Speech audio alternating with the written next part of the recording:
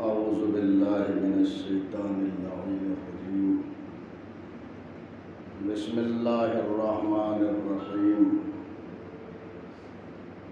الحمد لله رب العالمين بارئ الخلائق أجمعين باعث الأنبياء والمرسلين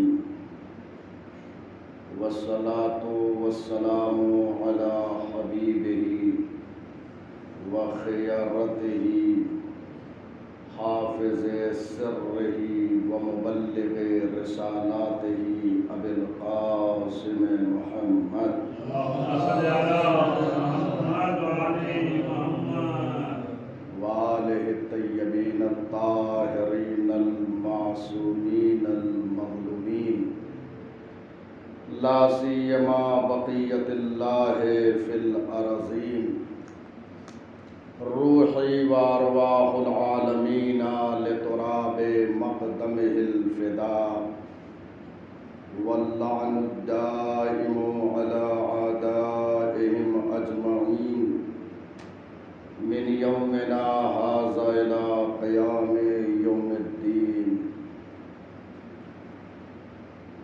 اما بعد، السلام علیکم یا اہل بیت النبوہ وموضع الرسالہ ومختلف الملائکہ ومہبط الوحی ومعدن الرحمہ.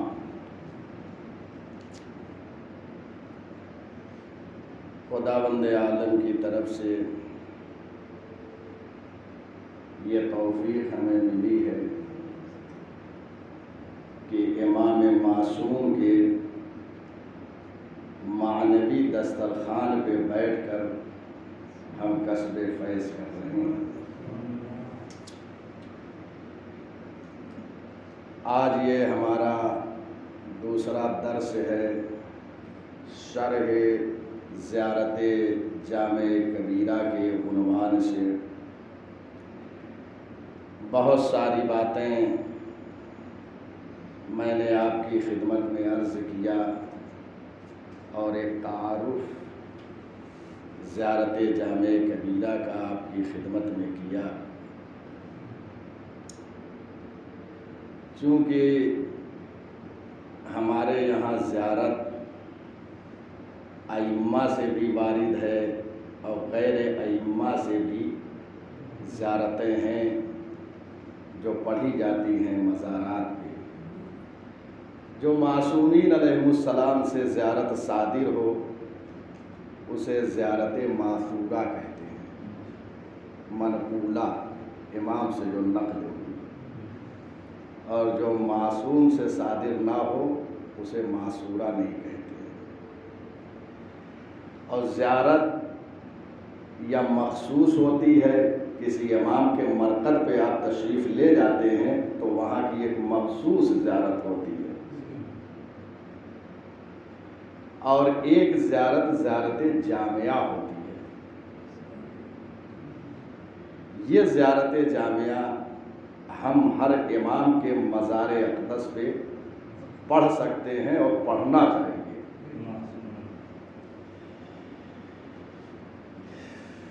ایک اہم بات یہاں عرض کر دوں، چونکہ زیارت ایک ایسا عنوان ہے جو مذہب تشیع کے یہاں مستحب ہے. ہمارے یہاں زیارت پر جانا ائمہ خدا علیہ السلام کی بارگاہ میں حاضری دینا مستحب ہے. لیکن بہت سے فرقے عالم اسلام میں ہیں جو اس زیارت کو بدعت قرار دیتے ہیں. انہوں نے حقیقت اسلام کو سمجھا نہیں ہے.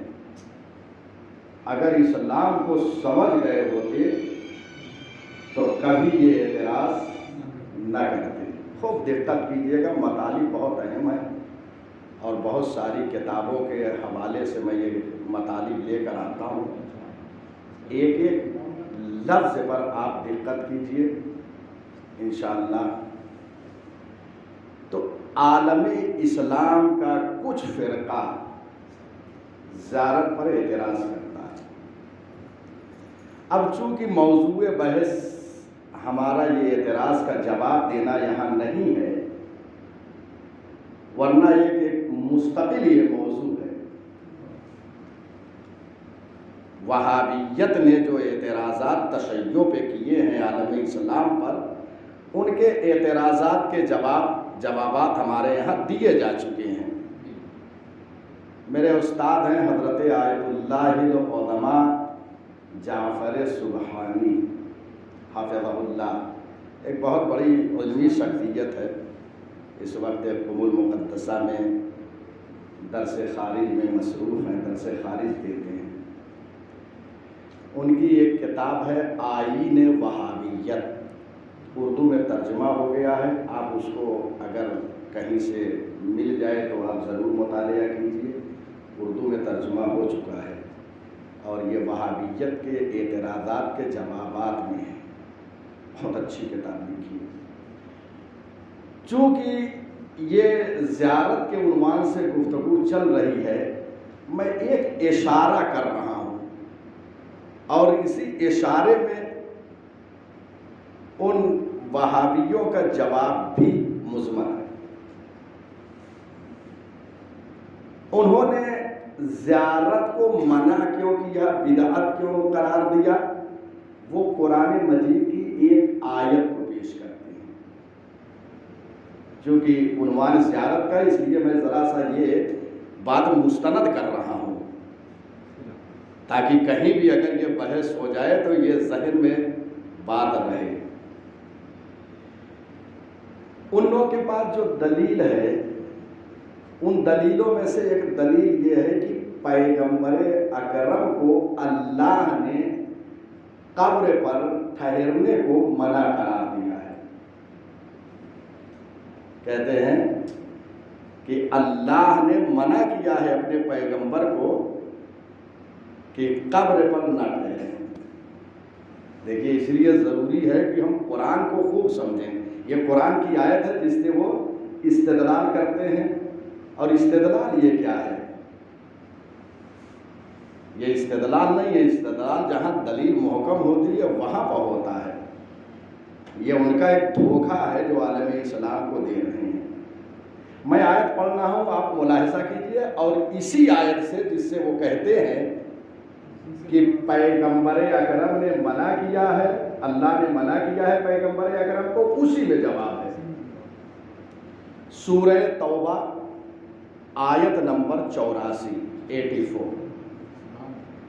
وَلَا تُصَلِّ عَلَىٰ أَحَدٍ مِّنْهُمْ مَاتَ أَبَدًا وَلَا تَقُمْ عَلَىٰ قَبْرِهِ إِنَّهُمْ كَفَرُوا بِاللَّهِ وَرَسُولِهِ وَمَاتُوا وَهُمْ فَاسِقُونَ. وہ کہتے ہیں دیکھیے یہاں پر یہ آیت ہے کہ پیغمبر کو حکم دیا جا رہا ہے وَلَا تَقُمْ عَلَىٰ قَبْرِهِ، ان کی قبروں پہ کھڑے مت ہو. اور فرمایا وَلَا تَقُمْ، یہ نہیں کا صیغہ ہے، آپ کھڑے نہ ہو اس کی قبر پر. غور فرما رہے ہیں. تو کہتے ہیں اس آیت میں پیغمبر اکرم کو منع قرار دیا گیا ہے کہ آپ قبر پر کھڑے نہ ہو. لہذا وہ کہتے ہیں زیارت جو ہے وہ بدعت ہے. یہ وہابیت کا ایک نظریہ ہے، اس سے جو ہے دلیل پیش کر رہے ہیں.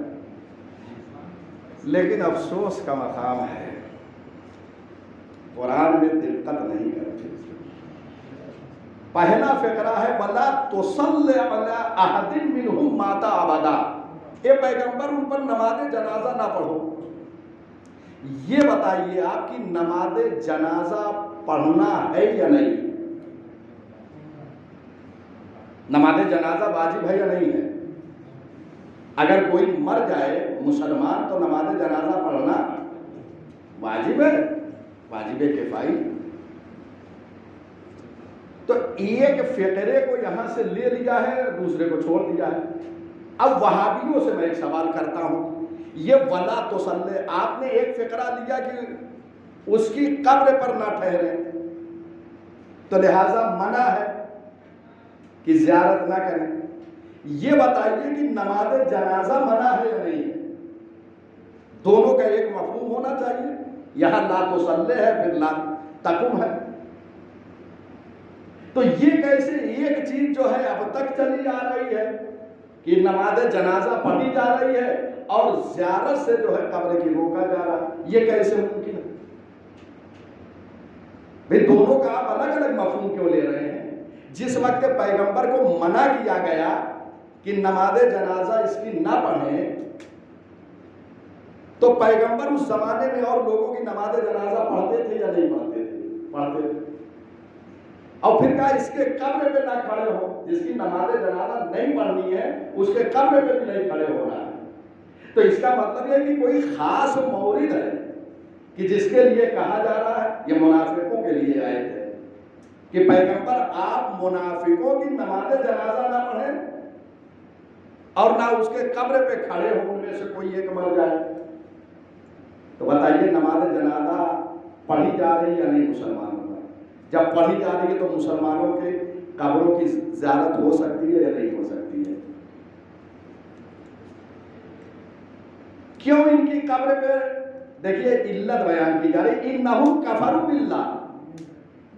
دیکھیے ایک طرف تو وہ دونوں فقرے کو ملائیے، دونوں فقرے سے ایک ہی مفہوم نکالیے۔ اگر نماز جنازہ ہے تو قبر پہ کھڑے بھی ہونا ہے، ایک کا مفہوم آپ نے الگ لیا، ایک جملے کا الگ، یہ کیسے ممکن ہے؟ تو یہ تو وہی دونوں جملے سے آپ جواب عرض کر سکتے ہیں۔ اگر نماز میت جو ہے دوسروں پہ پڑھی جا سکتی ہے تو غیر منافق کی قبر پہ جو مسلمان ہیں ان کی قبر پہ جایا بھی جا سکتا ہے۔ غور فرما رہے ہیں؟ یہ دونوں یہ کہاں سے لائے ہیں کہ ایک تو آپ نے لا تصلی کو جو ہے یہ پیغام اللہ نے منع کیا لا تصلی، لیکن نماز جنازہ سب پڑھ رہے ہیں، تو یہ قبر پر جو ہے اس میں اختلاف کیوں ہو گیا؟ اس کا مطلب یہ ہے کہ جیسے منافقین پہ نماز جنازہ نہیں ہے ویسے ان کے قبر پہ جانا نہیں ہے۔ اگر غیر منافق جو مسلمان ہیں ان پر نماز جنازہ ہے تو ان کے قبر پہ بھی جا سکتے ہیں۔ یہ دونوں کا ایک ہی مفہوم ہوگا۔ ایک دوسری بات، انہم کفروا باللہ، کیوں نماز جنازہ نہیں ہے؟ کیونکہ انہوں نے کفر کیا ہے باللہ، اللہ کا انکار کیا ہے، اللہ کے سلسلے میں کفر کیا ہے، ورسولہ، اور رسول کے بارے میں کفر کیا ہے، انکار کیا ہے رسول کا، وماتوا وہم فاسقون، اور وہ مر گئے در حالے کہ وہ فاسق تھے، فسق کے عالم میں دنیا سے چلے گئے۔ تو اس کا مطلب ہے کہ منافق جو ہیں وہ کافر ہے، لہذا کافر پر نماز جنازہ نہیں ہے، اور نہ کافر کے قبر پر آپ جا سکتے ہیں، نہیں جا سکتے ہیں۔ غور فرمایا؟ تو جس آیت سے وہ دلیل پیش کر رہے تھے وہی آیت ان کے برخلاف ہے۔ بس اس آیت سے ثابت ہو گیا کہ قبور کی زیارت جائز ہے، اس سے جواب۔ اور روایتیں تو ہے جو ائمہ کے قبور پہ ہم جاتے ہیں وہ استحباب پر الا ماشاءاللہ روایتیں موجود، انشاءاللہ کسی موقع پر وہ ساری روایتیں اگر کبھی بیٹھیں گے تو حل کریں گے انشاءاللہ۔ ایک آیت اور ایک روایت سے بھی جواب ان کا دے دیا جائے۔ روایت بھی اپنی کتاب سے نہیں، انہی کی کتاب سے۔ زار النبی قبر امہ فبکا وابکا من حولہ۔ غور فرمایا آپ نے؟ یعنی نبی نے اپنے والدہ گرامی کے قبر کی زیارت کی، غور فرما رہے ہیں؟ فبکا، جب پیغمبر اکرم تشریف لے گئے اپنے والدہ ماجدہ کے قبر مطہر پر تو انہوں نے گریہ فرمایا۔ تو دو چیز ثابت ہو گئی، ایک قبر پہ جانا مستحب ہے اور گریہ کرنا بھی۔ اور فرما رہے اس حدیث مبارک سے دو چیز واضح باتیں ہو رہی ہیں. بکا کہہ رہے پیغمبر رونے لگے اپنے ماں کی قبر پہ بیٹھ کر. وَأَبْكَى مَنْ حَوْلَهُ, اور جو پیغمبر کے اطراف ان کے صحابی تھے وہ سب بھی رونے لگے. تو قبر پہ جانا اور گریہ کرنا سنت نبی اور عادت صحابہ ہے. گریہ کرنا سنت نبی اور عادت و فطرت صحابہ ہے, دونوں چیزیں ثابت ہیں. یہ روایت جو ہے سنن ابی داؤد میں موجود ہے, ہماری کتاب میں نہیں. صحائح ستہ میں سنن ابی داؤد, کتاب الجنائز, اگر آپ وہاں دیکھیں اس روایت کو تو سنن ابی داؤد کتاب الجنائز, اور صحیح مسلم میں باب استئذان النبی ربہ فی زیارت قبر امہ, یہ باب ہے وہاں, اس میں جو ہے یہ روایت ہے. تو استحباب ثابت ہو گیا زیارت کا, یہ ہماری کتاب سے نہیں ان کی کتاب سے.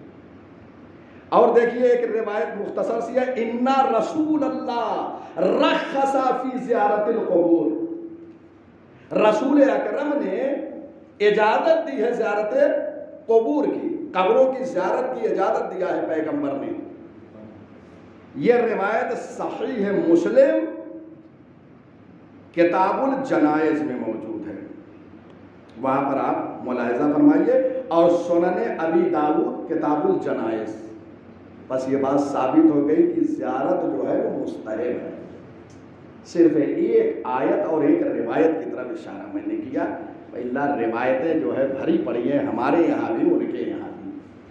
اس کا مطلب یہ ہے کہ ان کو ایک وہابیت ایک سیاسی مذہب تھا جو اس وقت دم توڑ رہا ہے. یہ آیتیں یہ روایتیں قرآن مجید میں اور کتب احادیث میں جو موجود ہے, اس کا مطلب یہ کہ مطالعہ نہیں ہے. اب آئیے السلام علیکم, یہاں پر ائمہ کو سلام کیا جا رہا ہے, سلام ہو آپ پر. اب یہاں سلام سلام پروردگار مراد ہے یا سلام ظاہر مراد ہے, دونوں معنی کو بیان کر دیا گیا. اور یہاں معصوم کو حاضر جان کر سلام کر رہے ہیں, السلام علیکم, آپ پر سلام ہو. اس کا مطلب یہ ہے کہ معصوم حاضر و ناظر ہے, معصوم زندہ ہے.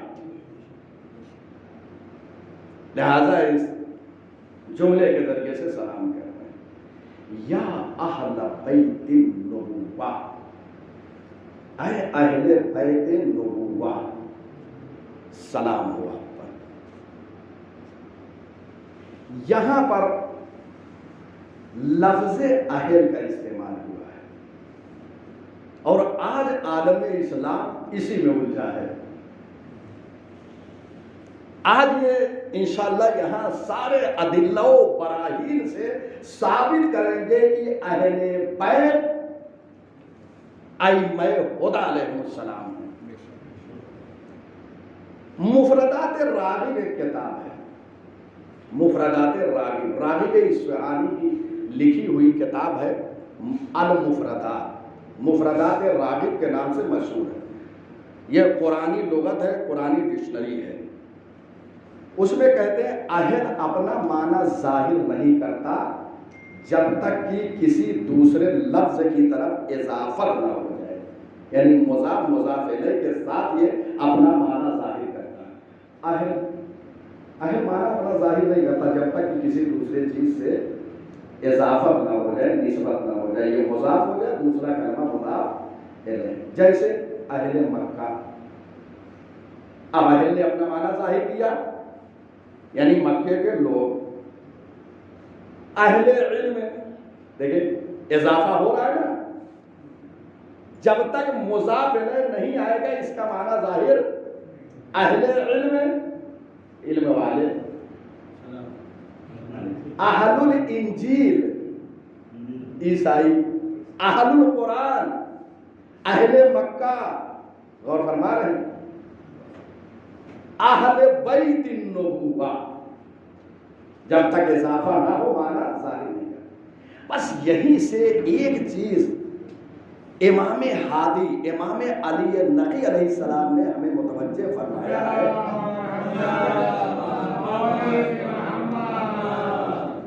یہاں پہ امام نے جو زیارت جو ہے انشاء فرمائی ہے، یہ زیارت کے ذریعے سے آیت تطہیر کی ایک تفسیر فرما دی ہے، کیونکہ آج تک مسلمان جو آیت تطہیر میں الجھا ہوا ہے کہ کون لوگ ہیں، ازواج کو بھی شامل کر دے رہے ہیں، غور فرما رہے ہیں، تو یہ اہل بیت کون ہے؟ امام نے واضح فرما دیا، یہاں کیا زیارت میں وارد ہوا، السلام علیکم یا اہل بیت النبوہ، اے اہل بیت النبوہ تم پر سلام ہو۔ اہل بیت النبوہ کون ہے؟ اب آپ کہیں گے کہ یہاں پہ تو کوئی ایسا کلمہ تو ہے نہیں۔ اس زیارت کے بعد یعنی یہ کلمہ السلام علیکم یا اہل بیت النبوہ، یہاں سے ائمہ کے 19 صفات بیان ہوئے ہیں۔ اس سے پہلے میں نے عرض کیا تھا 19 صفات، ظاہراً آپ حضرات نے ملاحظہ بھی فرمایا ہوگا، 19 صفات ائمہ کے یہاں سے ذکر ہوئی۔ 19 صفات میں سے پہلی یہ صفت ہے۔ اس کے بعد جب دوسرا سلام آئے گا وہاں پہ کیا فرمایا ہے امام نے؟ السلام علی ائمۃ الہدی، غور فرمایا، یہاں کیا کہا؟ السلام علیکم یا اہل بیت النبوہ، وہاں السلام علی ائمۃ الہدی، غور فرمایا۔ تو یہاں اہل بیت اگر کوئی نہیں سمجھ سکتا تو دوسرے فقرے کو اس کے سامنے لائے اور معنی واضح ہو جائیں گے، غور فرما رہے ہیں، خوب دقت کیجیے۔ یہاں ایک تفسیر، آپ اگر خود یہ زیارت جامع کبیرہ کو ایک کلمے کو لا کے دوسری جگہ پہ لائیں گے تو بہترین تفسیر ہوگی، جیسے قرآن مجید کی تفسیر قرآن بالقرآن ہوتی ہے، یعنی قرآن کی تفسیر، ماشاءاللہ آپ تفسیر قرآن پڑھتے ہیں، قرآن کی ایک تفسیر قرآن کے ذریعے سے ہوتی ہے، ایسے معصوم کے فقرات کی تشریح، ایک کلمے کی تشریح دوسرے کلمے کے ذریعے سے ہوتی ہے۔ لہٰذا یہاں پہ انشاءاللہ میں عرض کروں گا کہ یہاں پہ کچھ ادبیات عرب کی بھی ضرورت ہے، میں کہیں کہیں اشارہ کروں گا، کیونکہ اگر میں ساری ادبیات کی گفتگو کر دوں تو اسی میں وقت تمام ہو جائے گا۔ میں نے عرض کیا کلمات الامام امام الکلمات ہوتے ہیں، امام کے کلمات کلمات کے امام ہوتے ہیں، لہذا خوب دقت کیجیے ایک ایک کلمے پر۔ اہل بیت النبوہ، امام نے واضح کیا فرما دیا کہ اہل بیت النبوہ کون ہے؟ ائمہ، کیونکہ اس کے بعد جو سلام 19 صفت کے بعد جو دوسرا سلام آیا ہے اس میں کیا امام نے فرمایا؟ السلام علی ائمۃ الہدی، اللہ اکبر۔ پہلے امام کو خطاب کے ذریعے سے کہا السلام علیکم، پھر فوراً جو ہے اب خطاب نہیں ہے، اب غائب کے ذریعے سے متوجہ ہو رہے ہیں تاکہ یہ خطاب کا مفہوم واضح ہو جائے، غور فرما رہے ہیں۔ تو اہل بیت میں کون ہے؟ ائمہ ہوتا ہے۔ امام نے یہ ایک تفسیر فرما دی ہے، یہ زیارت میں ساری چیزیں ہیں۔ اب یہی میں رک کر، چونکہ اب عالم اسلام ظاہر سی بات ہے وہ کہیں گے کہ یہ تو آپ کی زیارت ہے، ہم ان کو مطمئن کر رہے ہیں، ان کو بھی مطمئن کرنے کے لیے ہم تو اپنے یہاں مطمئن ہیں۔ الحمدللہ ہمارے معصومین علیہ السلام نے کثرت سے روایتیں پیش کر دی ہمارے، لیکن ان کے لیے جو قرآن پڑھتے ہیں قرآن ہی سے جواب۔ آیت تطہیر کو میں ذرا سا وعدے کروں گا، بہت سی چیزیں آپ کو جو شرحیں ہیں اس میں نہیں ملے گی، یہ سب مطالب کو دوسرے مقامات سے لانے پڑتے ہیں۔ آئیے میں خود آیت سے دوسری جگہوں پہ نہیں جاؤں گا کہ یہ تفسیر وہ تفسیر، ماشاءاللہ آپ متوجہ ہیں، تفسیر قرآن پڑھتے ہیں۔ دیکھیے سورہ احزاب آیت نمبر 33، یہ آیت تطہیر ہے، ماشاءاللہ سب کو حفظ ہے۔ انما یرید اللہ لیذھب عنکم الرجس اہل البیت ویطہرکم تطہیرا۔ اللہم صل علی محمد۔ اسی مفہوم کو امام نے زیارت میں ہمارے لیے واضح فرما دیا، ہمارے لیے روشن ہو گیا کہ اہل بیت کون ہیں؟ ائمہ ہدی علیہ السلام۔ اور روایت تواتر سے موجود ہے، میں ان روایتوں کی طرف نہیں جا رہا ہوں، تواتر سے موجود ہے کہ پنجتن پاک اس اہل بیت میں شامل ہیں اور ان کے فرزند 12 امام تک سب شامل ہیں اہل بیت میں، ازواج نہیں شامل ہیں۔ اب یہ کیسے واضح ہو، خوب دقت کیجئے، ازواج جو ہے وہ شامل نہیں ہے، نبی کی بیویاں جو ہیں اس میں شامل نہیں، نہ کوئی میں اب روایت پڑھوں گا اور نہ کوئی اور کہیں سے دلیل لاؤں گا، بس 2 آیتوں کو میں پڑھ رہا ہوں اور آپ خوب غور کیجئے، انشاءاللہ یہی مطلب واضح ہو جائے گا۔ نبی کی بیویوں سے خطاب ہو رہا ہے، وَقَرْنَ فِي بُيُوتِكُنَّ وَلَا تَبَرَّجْنَ تَبَرَّجَ الْجَاهِلِيَّةِ الْأُولَى وَأَقِمْنَ الصَّلَاةَ وَآتِينَ الزَّكَاةَ وَأَطِعْنَ اللَّهَ وَرَسُولَهُ۔ یہ نبی کی بیویوں سے خطاب ہے۔ کیا کہا جا رہا ہے؟ اے نبی کی بیویوں، اپنے گھروں میں رہو، باہر نہ نکلو۔ وَلَا تَبَرَّجْنَ تَبَرُّجَ الْجَاهِلِيَّةِ الْأُولَى، اور اپنی آرائش کی نمائش نہ کرو جاہلیت اولا کی طرح۔ اب میں یہ سارے مطالب تک ایک ایک لفظ پہ گفتگو ہے، اگر سب کو یہ میں بیان کروں گا تو بہت ٹائم ہوگا، میں ایک اشارہ کر رہا ہوں۔ تو یہ 2، پھر تیسری بات کیا کہا؟ نماز کو قائم کرو، نبی کی بیویوں سے کہا جا رہا ہے۔ اس کے بعد زکوٰۃ کو دو، اللہ اور رسول کی اطاعت کرو۔ یہ 5 دفعہ قرآن نے جو خطاب کیا ہے نبی کی بیویوں سے کیا ہے۔ دیکھیں، بیوتکنہ، یہ کنہ جو ضمیر جانتے ہیں کس کے لیے آتی ہے؟ ادب عربی میں جیسے اردو ادب ہوتا ہے نا، ایسے عربی ادب ہے، کتابیں ہوتی ہیں۔ یہ چونکہ یہ ساری دنیا میں جو ہے اس وقت میں سمجھتا ہوں کہ لوگ دیکھ رہے ہیں، سن رہے ہیں، اس لیے میں بڑی محکم دلیلوں سے آج واضح کروں گا۔ یہاں نبی کی بیویوں سے خطاب ہے۔ کنہ، یہ نون جو ہے یہ عربی ادب میں مؤنث کے لیے، عورت کے لیے استعمال کی جاتی ہے۔ تو کیا ہے؟ فی بیوتکنہ ولا تبرجنا، دیکھیں یہاں بھی نون ہے، نبی کی بیویوں سے۔ واقمنا، یہ بھی عورتوں کے لیے، نون آخر میں ہے۔ واتین الزکاۃ، نون ہے آخر میں۔ واطعن اللہ، نون ہے۔ مرد کے لیے کن کی ضمیر آتی ہے، کنہ نہیں۔ اگر کہیں مرد ہے، دیکھیں سلام علیکم، کم کی ضمیر ہے، کس کے لیے ہے؟ اہل بیت کو ابھی سلام ہم نے کیا نا، السلام علیکم، یہ مرد کے لیے ہے ضمیر، اور عورتوں کے لیے کیا ہے؟ کنہ۔ یہ نون جو ہے یہ ضمیر علامت ہے مؤنث کے لیے۔ آپ یہ بتائیے، مسلسل جو ہے عورتوں سے خطاب ہے، نبی کی بیویوں سے 5 خطاب ہے، اس کے بعد فوراً ہے انما یرید اللہ لیذھب عنکم الرجس اہل البیت ویطہرکم۔ کتنی دفعہ کم آیا ہے؟ اس آیت تطہیر میں 2 دفعہ ضمیر مذکر آ گئی۔ دیکھیں، جب کوئی مفہوم نیا ہوتا ہے تو ایک متکلم جو ایک اہم مطلب کو کہتے کہتے پھر ایک دوسرے مطلب کو فوراً بیان کر دیتا ہے۔ مؤنث کی ضمیر 5 استعمال ہوئی ہے، نبی کی بیویوں سے خطاب۔ پھر آیت تطہیر میں فوراً جو ہے انما یرید اللہ لیذھب عنکم، عنکنہ نہیں آیا ہے۔ اگر عنکنہ ہوتا تو نبی کی بیویاں ہوتی اس میں۔ ویطہرکم، کم ہے مذکر کے لیے، کنہ نہیں ہے، پہلا مؤنث کے لیے۔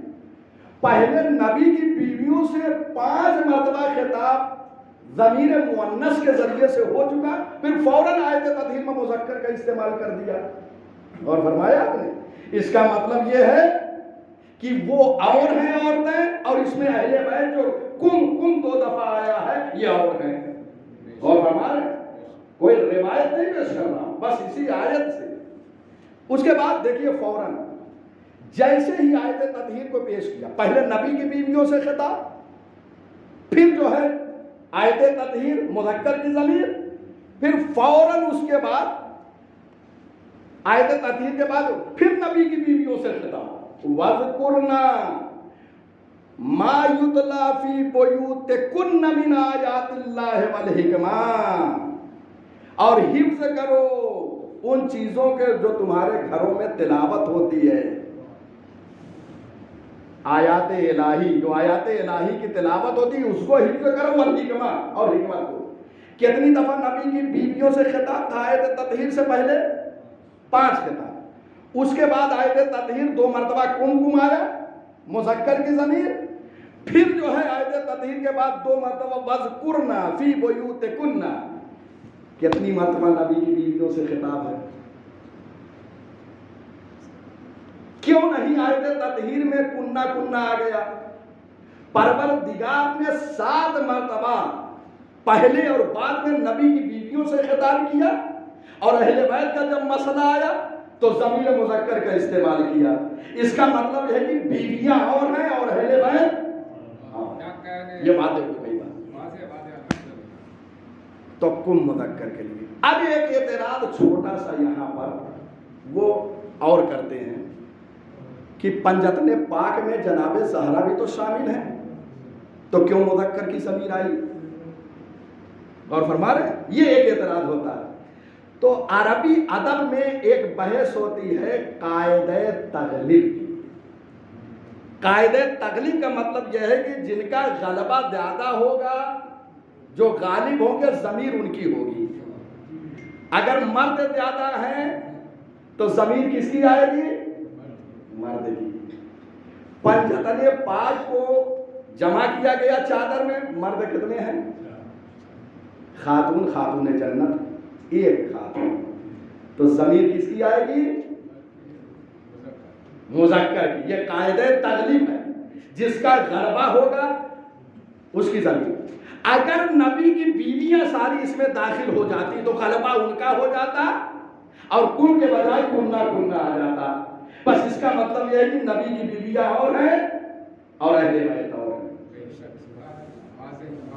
اور فرمایا آپ نے، یہ بات واضح ہو گئی ہوگی۔ اسی کی تفسیر امام نے فرمائی ہے۔ اب یہ عالم اسلام کے لیے بھی واضح ہو گئی ہوگی آیت تطہیر کی ازواج نبی کے لیے یہ آیت نہیں ہے۔ اللہ اکبر۔ اور ایک بات عرض کر دوں، یہ بات تو ہو گئی خود آیت سے جواب، میں نے کوئی روایت تو نہیں پڑھی، اور لے کے جائیے اس کو عام کر دیجیے۔ دوسرا جواب ہے اہل بیت۔ اس میں اہل بیت اب کون ہے؟ امام نے یہاں تفسیر کر دی، ازواج نبی تو داخل نہیں ہے۔ 7 خطاب نے بتایا کہ ازواج نبی آیت تطہیر میں داخل نہیں۔ اب ازواج نبی جب داخل نہیں ہے تو بات تو خود بخود روشن ہو گئی، جو ازواج کو وہ داخل کرنا چاہ رہے ہیں وہ داخل ہو نہیں رہی ہے، اور اس کے بعد پیغمبر جانتے تھے کہ یہ داخل کرنا بھی چاہیں گے، لہذا پیغمبر اکرم نے آیت تطہیر کے نزول کے بعد نماز صبح کے لیے جب مسجد نبوی تشریف لے جاتے تھے تو سب سے پہلے دروازہ علی و فاطمہ پر تشریف لاتے تھے اور آواز دیتے تھے السلام علیکم یا اہل البیت۔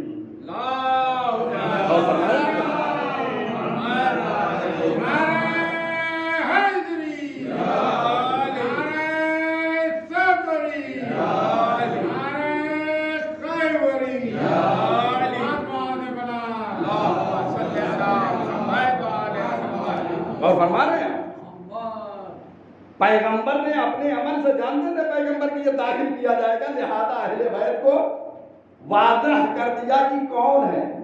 اپنے عمل سے دروازے علی و فاطمہ پر تشریف لے جاتے تھے نماز صبح سے پہلے، نماز کے بعد نہیں، تاکہ لوگ متوجہ رہیں. نبی اکرم السلام علیکم یا اہل البیت، اہل بیت تم. تو وہ جو آیت تطہیر میں، اور یہ عرض کر دوں کہ یہ جو پیغمبر فرماتے تھے اس کو شیعوں نے بھی نقل کیا ہے اور اہل سنت، میں دونوں کا حوالہ دے رہا ہوں. اور یہ الگ سے شائع کریے اردو میں اور انگلش میں کر کے، یہ ذمہ داری ہر ایک کی ہے کہ عالم اسلام تک مذہب اہل بیت کی حقانیت کو پہنچائیں. امالیہ شیخ طوسی میں یہ روایت موجود ہے. شیخ الطائفہ شیخ طوسی، ماشاءاللہ آپ تفسیر پڑھتے ہیں، تفسیر میں یہ تفسیر کا نام سنا ہوگا، تفسیر فرات الکوفی. اس میں یہ روایت موجود ہے کہ سرکار نماز صبح سے پہلے دروازے علی و فاطمہ علیہ السلام پہ تشریف لاتے تھے. یہ شیعہ والے ہیں. اہل سنت سنن ترمذی جلد نمبر 5، سنن ترمذی ان کی کتاب ہے برادران اہل سنت کی، ہماری جلد 5 میں. بخاری شریف مسلم شریف ان میں بھی موجود ہے. حاکم نیشاپوری اس کی کتاب ہے الحاکم المستدرک علی الصحیحین، حاکم نیشاپوری کی المستدرک علی الصحیحین یہ کتاب کا نام ہے. 3 جلد میں یہ روایت موجود. واضح ہو گئی بات. یہ دوسری دلیل کہ پیغمبر اپنے عمل سے بتا رہے تھے کہ کون ہے اہل بیت. 2 3 اب بخاری میں ایک ایسے یہ بھی حوالہ کہ اہل بیت وہ ہیں، یہ کہ اشارہ بخاری اور مسلم سے اس بات کی طرف ہے کہ یہ اہل بیت ہے. البتہ یہ پوری روایت موجود نہیں ہے کہ اہل بیت علیہ السلام کے دروازے پر یعنی علی و فاطمہ کے دروازے پہ السلام علیکم یا اہل البیت کہتے تھے. یہ سنن ترمذی میں اور حاکم نیشاپوری نے المستدرک، یہ 2 میں صراحت کے ساتھ آیا ہے. اور بخاری اور مسلم میں یہ آیا ہے کہ اہل بیت یہی ہے. یہ روایت ڈائریکٹ نہیں ہے کہ یہ جو ہے 6 مہینے تک، یا بعض روایتوں میں 9 مہینے تک ہے. اور میں نے بعض روایتوں میں یہ بھی ضمن میں دیکھا کہ صرف نماز صبح کے لیے نہیں 5 وقت پیغمبر تشریف لاتے تھے. یہ بھی روایت میں نے دیکھی ہے. 5 مرتبہ علی و زہرا سلام اللہ علیہ کے دروازے پہ آخری رسول خاتم النبیین خاتم الرسول سید المرسلین وہ تشریف لاتے. بس یہ بات واضح ہو گئی. اب آئیے بخاری اور مسلم نے جو ڈائریکٹ روایت نقل کیا، اس روایت سے ایک اشارہ جو میں نے کیا کہ بخاری اور مسلم نے اہل بیت انہی کو قرار دیا ہے. وہ کیسے؟ یہ روایت مصر کی چھپی ہوئی بخاری اس میں نے دیکھا، اور یہ خود روایت میں نے اس کتاب سے اپنے ہاتھ سے اپنے کاپی میں نقل کیا ہے. اس میں کیا ہے کہ سرکار رسالت مآب اور یہ حدیث کے ساتھ سب کو شامل کیا پنجتن پاک کو، اور اس کے بعد فرمایا اللہم ہؤلاء اہل بیتی. یہ بخاری میں یہ ہے، یہ پوری روایت موجود ہے. اہل بیت سے اشارہ پہلے کی طرح میں نے کیا، پوری وہ روایت نہیں ہے کہ وہ دروازے فاطمہ پر آتے تھے اور یہ، لیکن اہل بیت کے عنوان سے ایک اشارہ ادھر ہے.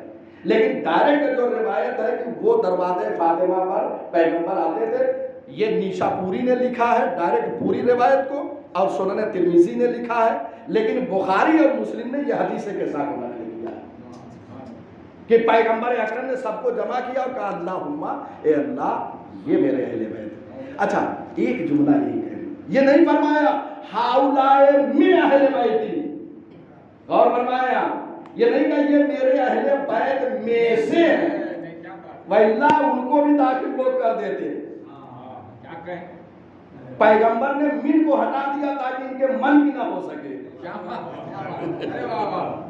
اور فرمایا آپ نے اللہم ہؤلاء اہل بیتی، جو فرمایا من اہل بیتی تو نہیں فرمایا، اگر من آ جاتا تو ایک گنجائش ہو جاتی کہ ان کو بھی بخاری نے کہا کہ رسول اکرم تشریف فرماتے چادر میں، حسن مجتبیٰ امام حسین سب کا ذکر کیا ہے بخاری اور مسلم نے، اور اس کے بعد کہا یہ میرے اہل بیت ہے۔ آدھے ہو گئے، یہ تین دلیل۔ چوتھی، امام حسن مجتبیٰ علیہ السلام اہل عراق سے خطاب فرما رہے تھے۔ یہ دلیلیں رکھیے، بہت مضبوط دلیلیں ہیں۔ امام حسن مجتبیٰ علیہ السلام اہل عراق سے خطاب فرما رہے ہیں، اور خطاب فرماتے امام نے یہ فرمایا اِنَّا أَهْلُ الْبَيْتِ الَّذِينَ قَالَ اللَّهُ فِينَا إِنَّمَا يُرِيدُ اللَّهُ لِيُذْهِبَ عَنْكُمُ الرِّجْسَ أَهْلَ الْبَيْتِ وَيُطَهِّرَكُمْ تَطْهِيرًا۔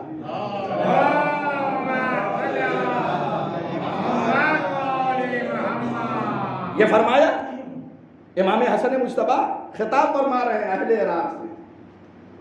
آج تھوڑا تاخیر سے دیکھیے، 8 بجے اگر وقت پہ شروع ہو جائے تو مطالب، اور بہت جلدی ہم نہیں پڑھیں گے کیونکہ مطالب واضح ہونا ہے، ایک ایک مطلب انشاءاللہ 8 بجے اگر ہوگا تو مجھے موقع ملے گا، اور میں یہ انشاءاللہ اگر خدا بند عالم نے توفیق دی تو اس کو آئندہ لکھیں گے اور یہ کتابی شکل بھی دیں گے اگر خدا نے چاہا، اور ہر ہفتے کو یہ درس 8 بجے ٹھیک یہاں پہ شروع ہو جائے کرے گا۔ حضرات جہاں تک یہ آواز جا رہی ہو سب تشریف لائیں جی، اور 8 بجے سیٹرڈے کو 8 سے 9 بجے، 1 گھنٹے سے زیادہ نہیں ہوگا، لیکن اگر ادھر لیٹ کریں گے تھوڑا ادھر جو ہے یہ کم سے کم السلام علیکم یا اہل بیت النبوہ، آج ایک فقرہ واضح ہو جائے۔ دلیلیں دیکھیے، امام حسن نے فرمایا اِنَّا اہل البیت، ہم اہل بیت ہیں، سارے عراقی جمع ہیں، امام فرما رہے ہیں ہم اہل بیت ہیں، الذین، وہ اہل بیت، اب یہ صرف یہ نہیں کہا ہم اہل بیت ہیں، دلیل ہم وہ اہل بیت ہیں قال اللہ فینا، اللہ نے ہمارے بارے میں کہا انما یرید اللہ لیذھب عنکم الرجس اہل البیت ویطہرکم۔ تو فرمایا آپ نے یہ 5 دلیلیں اہل بیت مصطفیٰ کون ہیں، یہ بات ہے، اور میں نے عرض کیا میں بغیر دلیل کے کوئی بات نہیں کرتا ہوں، اس لیے بڑی ذمہ داری سے آج کل دنیا میں ہر جگہ، اور میں بھی انشاءاللہ یہ اپلوڈ کرتا ہوں، کہیں بھی کسی کو کوئی اعتراض ہو، آج یہ ساری دنیا میں لوگ سن رہے ہیں، میں بھی اپلوڈ کر دیتا ہوں، پہلا درس آ چکا ہے، آپ نے ملاحظہ فرمایا ہوگا، اور کسی کو کوئی بھی اعتراض ہو انشاءاللہ اہل بیت علیہ السلام کی توفیق شامل حال ہوگی تو سلونی کے خزانے سے لے کر جواب دیں گے۔ یہ روایت جو امام حسن مجتبیٰ نے اہل عراق کو خطاب کرتے ہوئے پڑھی ہے، اس کو نور الدین ابن ابی بکر حیثمی نے لکھا ہے۔ حیثمی نے کتاب کا نام ہے مجمع الزوائد، آپ سرچ کیجئے گا گوگل پہ جا کے تو وہاں پہ یہ کتاب آ جائے گی، رائٹر کا نام آئے گا، جلد نمبر 9 میں یہ روایت موجود ہے۔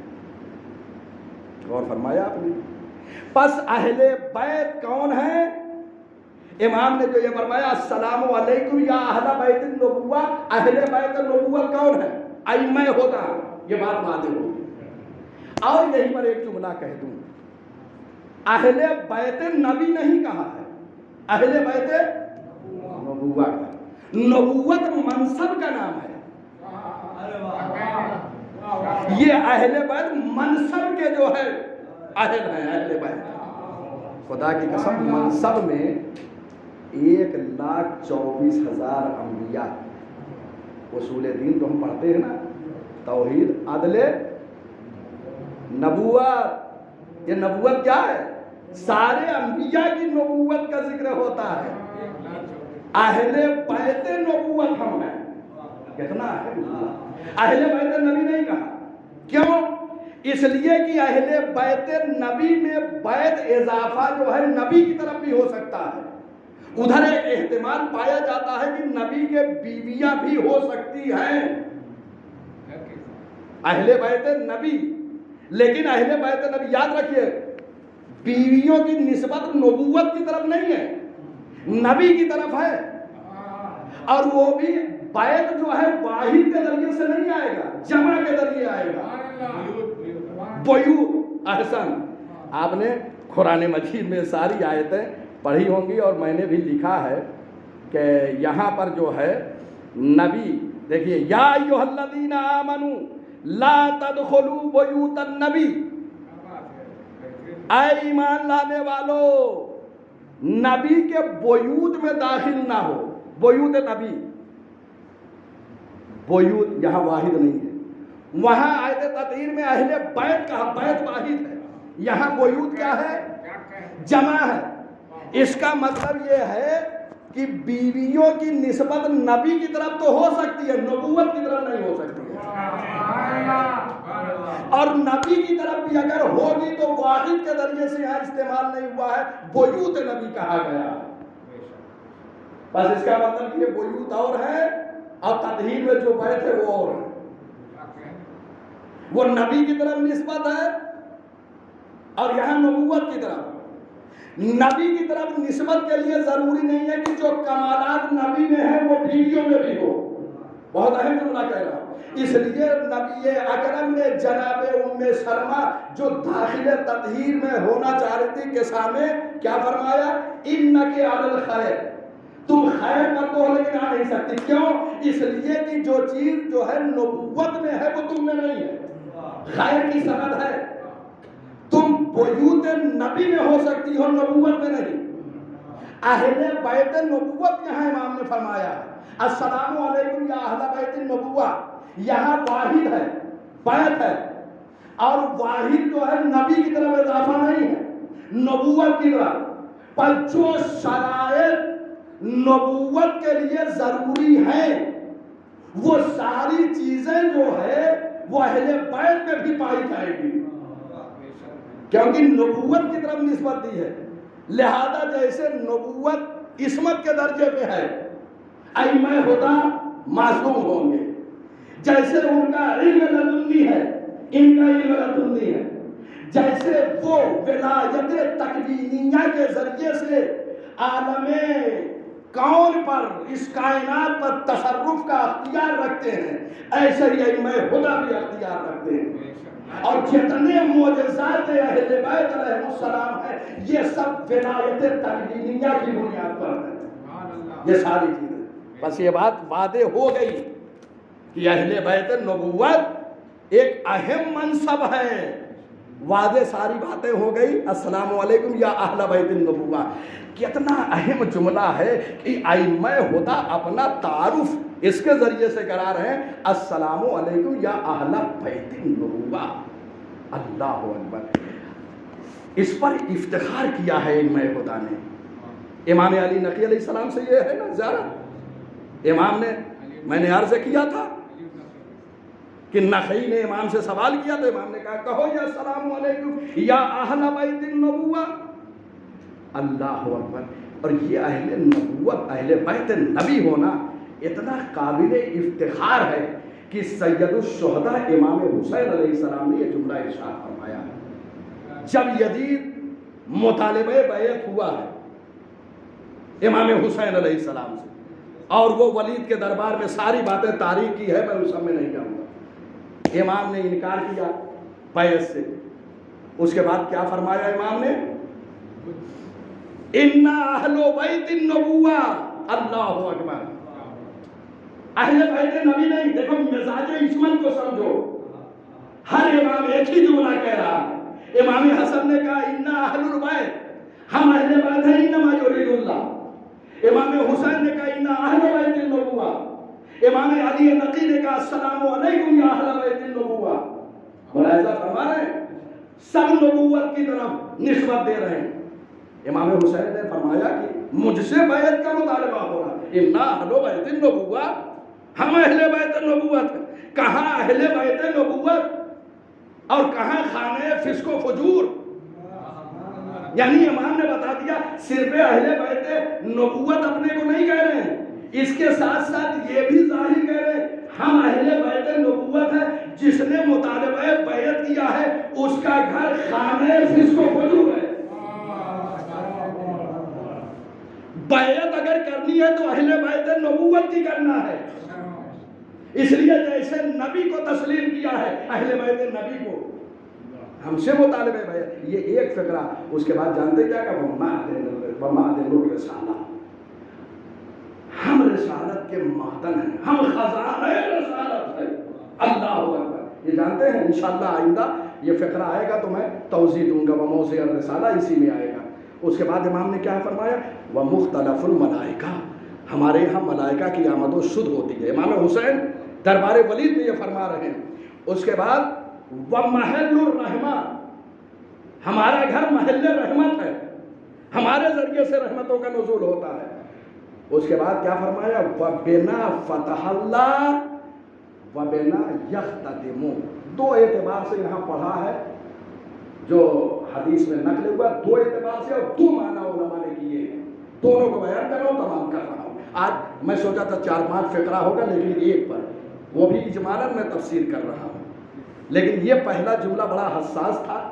یہ بات واضح ہو گئی تو انشاءاللہ آئندہ بہت آسانی سے اور تیزی سے ہم آگے بڑھیں گے. امام نے فرمایا وَبِنَا فَتَحَ اللَّهُ، اللہ نے ہمارے ذریعے سے دین کا آغاز کیا، اسلام کا آغاز ہمارے ذریعے سے. وَبِنَا خَتَمَ، اور ہمارے ذریعے سے ختم کر دیا الْيَوْمَ أَكْمَلْتُ.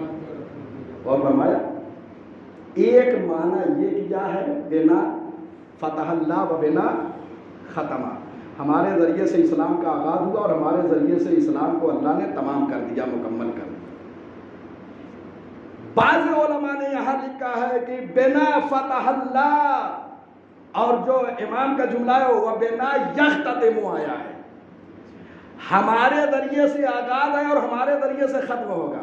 تو یہاں پہ ترجمہ کرتے ہیں علماء بزرگ کہ اللہ نے کائنات کا آغاز ہمارے ذریعے سے کیا ہے اور کائنات کا اختتام ہمارے ذریعے سے کرے گا. اور ہمارے دو معنی بڑے لطیف ہے سارے یہ ساری چیزیں. اس کے بعد وَيَدِينُ رَجُلٌ فَاسِقٌ شَارِبُ الْخَمْرِ قَاتِلُ النَّفْسِ الْمُحْتَرَمَةِ مُعْلِنٌ بِالْفِسْقِ. یہ ساری چیزیں بیان کر ہم اہل بیت نبوت ہے. اور یزید کیا ہے؟ ساری چیزیں. یزید شارب الخمر ہے، شراب پیتا ہے، فاسق ہے، نفس محترم کا قاتل ہے. نفس محترم جس کا خون بہانا جائز نہ ہو اسے کہتے ہیں نفس محترم، یہ اس کا خون بہاتا ہے. معلن بالفسق، فسق و فجور علنی کرتا ہے. اس کے بعد امام نے کہا وَمِثْلِ لَا يُبَايِعُ مِثْلَا، یہ نہیں کہا حسین یزید کی بیعت نہیں کرے گا، یہ مسئلہ اس میں سے صفت میں آ گیا ہے. خوب غور کیجیے، امام نے یہ نہیں فرمایا کہ حسین یزید کی بیعت نہیں کرے گا. آخری جملہ کیا وَمِثْلِ، یہیں سے بہت سارے مطالب حل ہونے. وَمِثْلِ لَا يُبَايِعُ مِثْلَا، میرے جیسا اس جیسے کی. مسئلہ مان کا نہیں ہے، صفت میں قرار دے دیا. میرے جیسا اس جیسے کی بیعت نہیں کر سکتا. یعنی جو حسین جیسا ہوگا وہ کبھی بیعت نہیں کر سکتا اس کی جو یزید جیسا ہے. اب دیکھتے جاؤ تاریخ میں حسین جیسا ان کا بابا علی ہے، وہ کبھی بیعت نہیں کر سکتا. میرے جیسا اس کے جیسے کی، یہ صفت میں مسئلہ آ گیا. بس یہ بات واضح ہو گئی. السلام علیکم یا اہل بیت النبوہ، اتنے ادلہ و براہین کے ساتھ اہل بیت النبوت ائمہ خدا علیہم السلام ہے، جن کے لیے امام علی نقی علیہ السلام نے یہ فرمایا السلام علیکم یا اہل بیت النبوہ. انشاءاللہ وموضع الرسالہ سے تیزی سے بات آگے بڑھے گی. وصلی اللہ علی محمد